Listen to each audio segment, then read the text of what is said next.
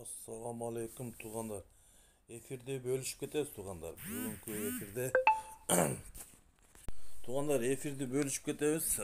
Bugünkü efirde mına Moskva şahrında Mahburat Emilbayeva деген биздин карындашыбыз бар экен. Ошол бир газетага интервью берген экен деңиздер. Ошо Москва шаарындагы полиция кызматкерлеринин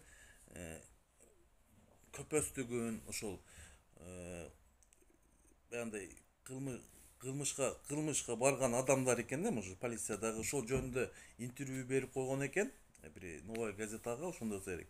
Ошол кызды ошол дневник эмес, хамовники деген отдел бар. Мен ал жерде болгом, билем. Көп ошол жерге ошол кызды кайта апарып 3 күндөн бери мыйзамсыз кармап отурат экен. Мыйзамсыз кармап отурат экен. Биздин консулствого кайрылса, кайдыгерлик карап коюптур деген сиди да, андай билбейм кандай кылган, бирок мен кайрылып кетет элем кыргыз элиметчи. Мына көрдүңүздөр, өзүңүздөр көрүп турсуңар. Өзүбүздө тополоң болуп, мына бирөөнүн жеринде, керек болсо бирөөнүн жеринде биз менен тең ката эч ким сүйлөшкүсү келбейт. Мына тең ката. Биз каерде болбойлук тугандар. Ошон үчүн кайдыгерликтен биз Кыргызстанда биринчи тартипти Кыргызстанда кылышыбыз керек тугандар. Ошого окшогон мына тентип жүрүп, мына тугандар, мына 30 жылдан бери деген модага айланып калды мына тугандар. 30 жылдан бери тентип жүрүп, мына акырети эмне менен келди? Акырети мына отурган кылмышкерди президент кылып мыйзамсыз алып келип отурганы ушу акырети эмне болду?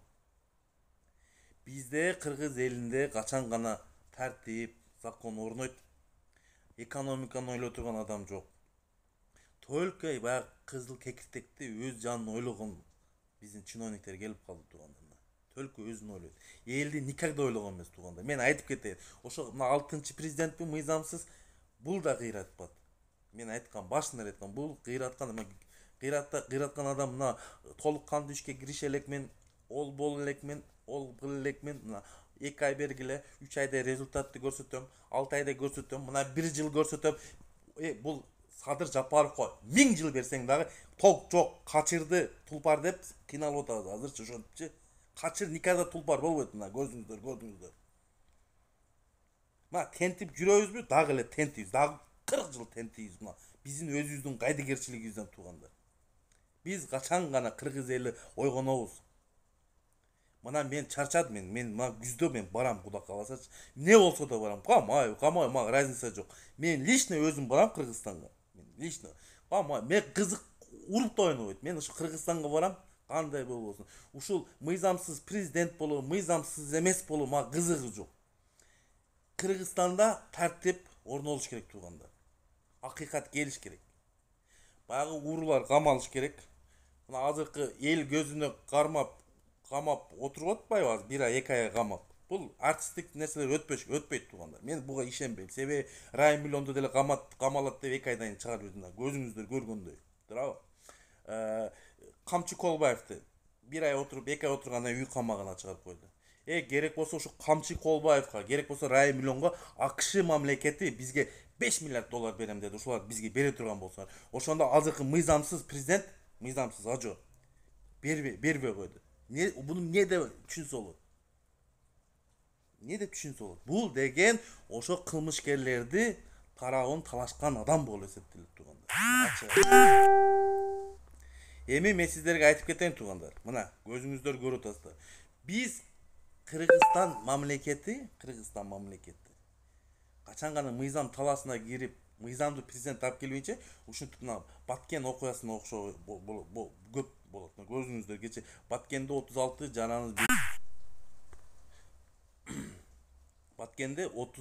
жараныбыз бир күн өлүп кетти. Мына Тажикстан мамлекетинин агрессиясы биздин границага кирип келип, үй жайларын өртөп, адамдарыбызды өлтүрүп. Ошол боюнча тугандар, ушул Баткен согушу боюнча Саня Токтогазиева деген юристибиз бар, өтө күчтүү юрист. Адвокатпы, юристпи? Ошол международный сотко кайрылам деп Кыргыз мамлекетине кайрылып, ГКМБга кайрылыптыр, военный прокуратурага кайрылыптыр, көп жерге кайрылыптыр. Бюрөсү bir jardam berбептир туугандар. Ишенесиздерби ошого? Бирөөсү bir жардам бербептир. Bir кагаз бербептир.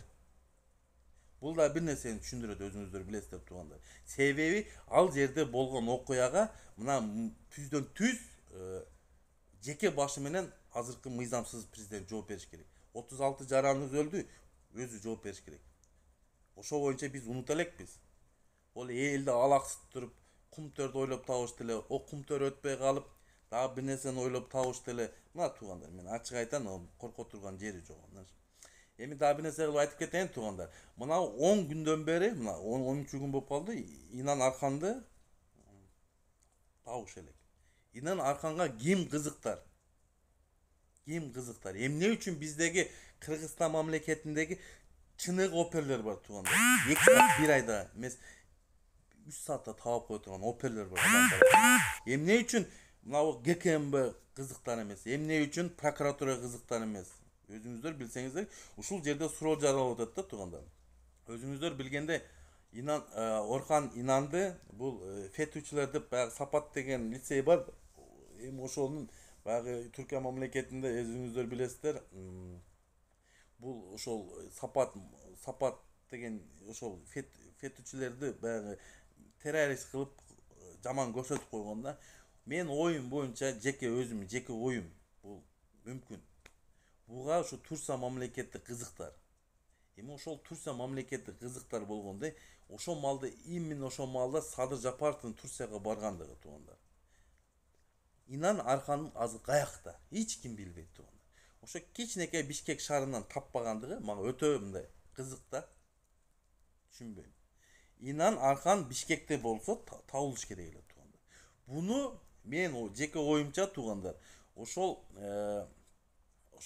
Турциянын баягы секретный службалары дейбизби, чекистери дейбизби, ошондой адамдар урдап кетиш да мүмкүн. Бирок ошого жол берген биздин мамлекет күнөөлүү болуп эсептелет. Бул чоң резонанс жаратышы мүмкүн. Себеби ошол эле Садыр Жапаров өзү билет, билиши мүмкүн. Ошон үчүн чыкпай отурат туугандар. Эми ачык айтыш керек да. Эмнеге биз Кыргызстан мамлекетинин атуулдугун биз Турцияга беришибиз керек? Биз деген эгемендүү мамлекетпиз. Кандай болобуз? Биз ар бир жарандарыбызды бергенге биз андай жол бербейбиз. Биз кыргыз эли Инан Арканды өзүбүз тапканга аракет кылалы туугандар. Өзүбүз ошол Бишкек шаарында жашаган жарандар, бывший оперлер бар, военныйда служба кылгандар көп, опыттуу военныйлар бар туугандар. Биз өзүбүз табышыбыз керек туугандар. Эми баягы сөз кеткен, өзүңүздөр билесиздер, Турция мамлекетинин элчилигинде болушу мүмкүн. Ал дагы бир вариант туугандар. Болушу мүмкүн. Бирок биз эр аралык келишимдерде биз башка мамлекеттин элчилигине кире албайбыз. Себеби ал жер ошол Турция мамлекетинин жери болуп эсептелет. Ошол элчиликчи. Ошон үчүн биз жолдорду таап Инан Аркан Инанды эптеп бир нерсе кылып табышыбыз керек. Болбосо письменный виде Садыр Жапаровго жөнөтүп, Садыр Жапаров да курсы дела может. Мыйзамсыз болсо дагы ГКМБга жөнөтүш керек. Булар курсы дела. Мында жөн нерсе, жөн адам 10 күнгө жоголуп кетпейт туугандар. Ошол жерде сүрөттөрүн көрсөттүм. Машинасында бир тааныш, белгисиз адам отурду. Ошол сүрөттөрдү кечегенде мен көрүп чыктым. Ошону тааныган адамдар бар да. Тааныган адамдар болсо, ошол адамды таап, изилдеп чыкса, Инан Арканды биз таап чыгабыз. Орхан Инанды дегеним таап чыкса болот. Бизде күчтүү оперлер бар. Бизде мындай детективдер бар, өтө күчтүүлөрчү. Таап, мен ойлойм туугандар, бул Инан Орхан Инанды Кыргызстандан алып чыгып кетти. Бир болсо алып чыгып кетишти туугандар. Мен себеби кечегиндеги кайдыгерлигин мен көрүп, ошол биздин Кыргыз мамлекети мыйзамсыз бийликтин кайдыгерлигин көрүп мен ойлоп калдым. Булар келишимге барганбы, же ошол Турциянын чекистери менен бир келишимге барып алганбы түшүнбөйсөм. Ачык айтыш керек. Биз Кыргыз мамлекети өз жарандарыбыз бирөө башка мамлекетке бербешибиз керек. Биз өзүбүздүн репутациябызды түшүрүп алабыз.